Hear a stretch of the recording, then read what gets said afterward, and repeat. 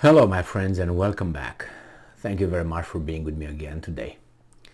I dislike hypocrisy a lot, and when I see it or when I think I see it, I call it out. Of course, if it's beneficial and safe, not really. Because if you do it only when it's safe, that means you're a coward. So we can't be always cowards. We have to stick our necks out from time to time. So in this case, Cuba is doing exactly that, pointing the finger at United States, obviously. This article comes from Al Mayadeen. It's an Arab news outlet. It's coming from today, which is the 17th of November 2022.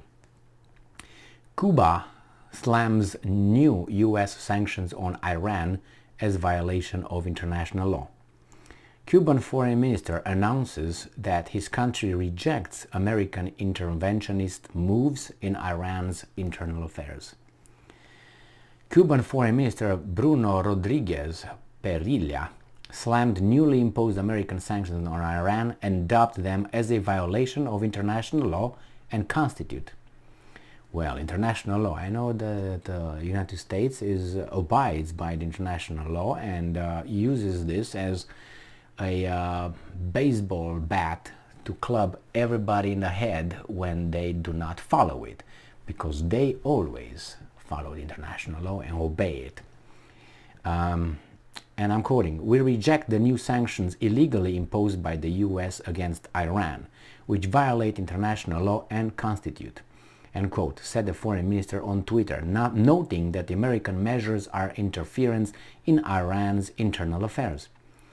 Cuba has been under US sanctions for more than 60 years, which left the country struggling to provide its citizens with basic needs, as the American maximum pressure campaign included many of the country's key sectors, including energy. Now, how do you assess that? Couldn't that be considered an act of terror? A sanction that you impose on a country? Because if you look at the definition of terrorism is some kind of violent means or any kind of means to change a political policy or a regime in a country that you don't like. So that means you put pressure somehow to change that regime. In this case, if you put economic pressure and sanctions, that has a negative effect on that country's economy. Therefore, some people might die because they don't have medication, like the Cubans. They covered another article today regarding the same issue. And they don't have medication, they don't have food. No, the natality drops. No, the child death and infancy, at birth increases. So isn't that a genocide? Because it's against the Cuban people. In this case, they want to do the same thing with Iran. Could that be considered terrorism? It's like, imagine that you are in a neighborhood and all of a sudden you are not allowed by someone in the neighborhood who is the toughest family. You're not allowed to go to the grocery store to buy food. And it's only one grocery store that you can access. You're not allowed. He doesn't allow you to do that. And he told the grocery store that if they do business with you, they will take care of them. And they will not do business with you. And then you want to, let's say, have a little garden in the backyard, and they say, no, nobody will sell you any seeds, so you can't start any, little garden, vegetable garden. And then again, you can't have any fertilizer. You can't buy anything because I'm going to make sure that nobody will sell you that. So how would you call that? And you will not have food, and you have children. And maybe you have grandchildren, and they will starve. And they will die. How would you call that? Unless you do something that family, that guy, wants you to do. Something that he wants. But what he wants you to do, he's not doing it. Because he said, well, you broke this kind of, policy in the neighborhood. And because you broke that policy, then I'm going to impose unilaterally a embargo on you. You can't do this, you can't do that. But the person who's speaking broke the same rule many times over, but nobody would dare to impose any sanction on that. So how is that just? I made it very easy. I don't want it to be simple, but simple, easy, to look at it. I know there's many details, but the details would not change the whole picture of all this. I mean, Russia, United States has, how do you call it? There were 29 resolutions of condemnation voted in the United Nations General Assembly. 29 overwhelmingly voted by the international community condemning the US's embargo on Cuba in the past past 60 years. 29. What do you think United States did about it? Nothing. So that family broke the law and is doing something illegal that the whole community condemned 29 times. Voted, hey, you're doing it wrong. We disagree with that. And the guy said, no, I don't give a fuck. I will still put pressure on this neighbor and I'm going to starve this neighbor for 60 years. Because he broke some things. And what he broke is this.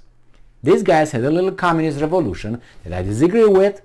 All right? It was not really a communist revolution at first, because Fidel Castro and his bunch were not communist at first. Okay? And there were what? 9 people on the island at one point? Remember, 9. When they landed in Cuba and they were all fucked up, there were 9 people. Che Guevara and Fidel and a few 9. And they started it with the peasants, with all those guys, right? I can't remember the little mountains they hide in and so on. Anyway, so he started and he pushed the casinos and big guys from the United States out, and I can't remember the dictator's name right now. Batista. Great job, Emil. Batista, right? Batista was the dictator. He kicked them out. And because they nationalized those things, said, wait, this is the people. It's a communist idea, but he had peasants who helped them. He can't just say, you know what, I'm going to be now what Batista was. But he was, I would say maybe worse, but hey, he's a communist. For me, communists are tyrants by definition. Why? Because that's what they are. It's me and you, guys. I tell you what to do. We're all together, but actually I'm the one.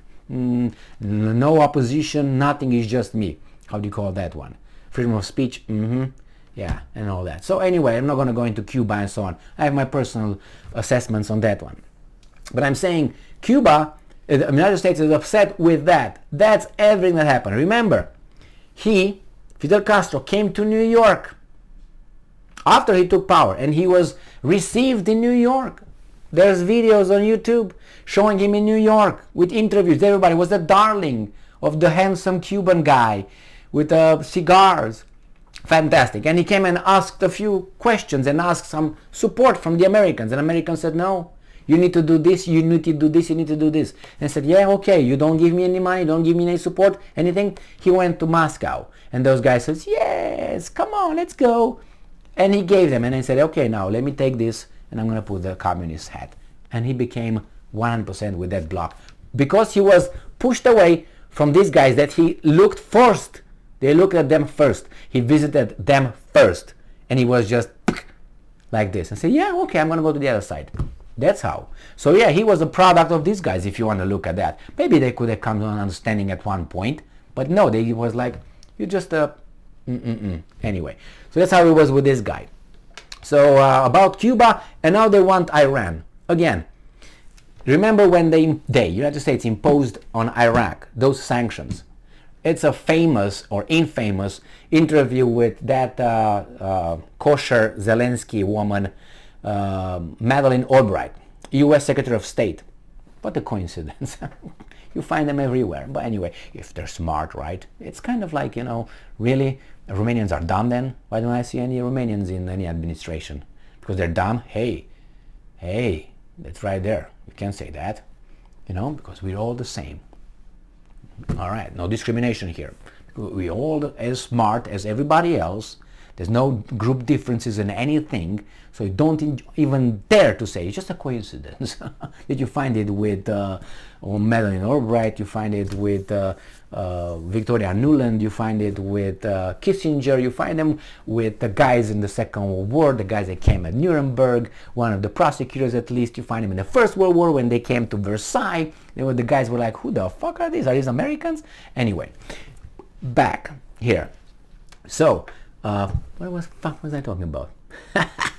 Yeah, you go this far, you can't you can't remember. Yeah, so remember Madeleine Albright in that 60 Minutes interview. She was asked by a weasel interviewer.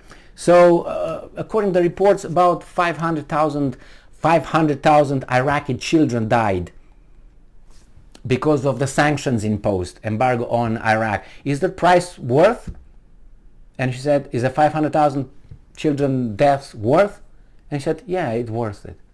That's Madeleine Albright. Yeah, well, she was a Jewess, right? And those guys were Iraqis. Pfft. Just Iraqis, you know what I mean?